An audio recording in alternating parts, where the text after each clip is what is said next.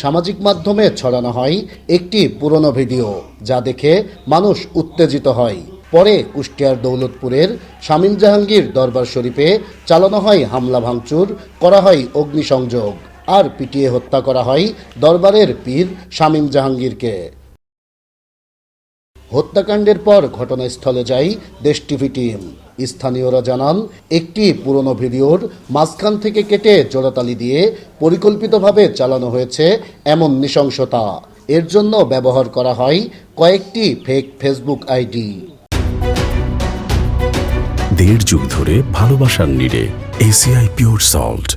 2 বছর আগে একটা কথা বলছে, তারা কাইটি সেটি মানে 1 ঘন্টার কথা তারা 2 মিনিট 3 মিনিট করে এটা মানুষে করতে না করে ওরা একভাবে বাবাকে কিছু জিজ্ঞেস না করে তারা অ্যাটাক করে মারছে। এ ঘটনায় অভিযোগের তীর স্থানীয় জামাত নেতা ও কুষ্টিয়া জেলা শিবিরের সাবেক সভাপতি খাজা আহমেদের দিকে।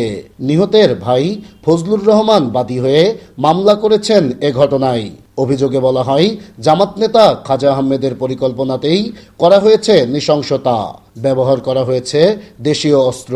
আমরা যাদেরকে সন্দেহ করছি তাদের নাম উল্লেখ করেই মামলা দায়ের করা হয়েছে। শুধু হামলা ভাঙচুর আর অগ্নিকাণ্ডই নয়, আছে দরবার থেকে নগদ টাকা ও স্বর্ণলঙ্কার চুরির অভিযোগ। এমন নৃশংসতায় হতবাক এলাকাবাসীও। দোষীদের দৃষ্টান্তমূলক বিচার চান তারা।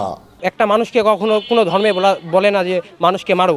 মানুষের ভুল হলে তাকে আইন আছে, আদালত আছে, তা ওখানে নেওয়া উচিত। পূর্ব পরিকল্পিতভাবে তারা এসে নৃসংগভাবে এরা হুমচিকাল হিসাবে তারা এটা আক্রমণ করেছে।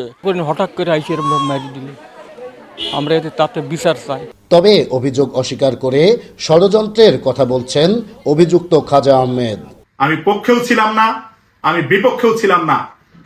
ওখানে গিয়ে এই নেতৃবৃন্দ সহকারে গিয়ে ওখানে অস্ত্রশস্ত্র সহ একজন মানুষকে হত্যা করা হবে, এই বিষয়গুলো আমি জানতাম না। আমি এতটুকুই জানতাম 2টার সময় আবেদের ঘাট এলাকায় বসা হবে। হত্যাকাণ্ডের 5 দিন পেরিয়ে গেলেও এখনো কোনো আসামি গ্রেপ্তার হয়নি। পুলিশ বলছে, আসামিদের ধরতে চলছে অভিযান। আমরা আসামি গ্রেপ্তারের চেষ্টা করতেছি, অভিযান অব্যাহত আছে, গোয়েন্দা নজরদারি আছে, সোর্স নিয়োগ করা আছে, গ্রেপ্তারের অভিযান অব্যাহত আছে, এখনো পর্যন্ত কোনো নাই। এমন ঘটনার যেন পুনরাবৃত্তি না হয়, তাই দোষীদের দৃষ্টান্তমূলক শাস্তি চান পরিবারের সদস্যরা। আমার বাবাকে ওরা নৃশংসভাবে হত্যা করছে, আমরা এর বিচার চাই।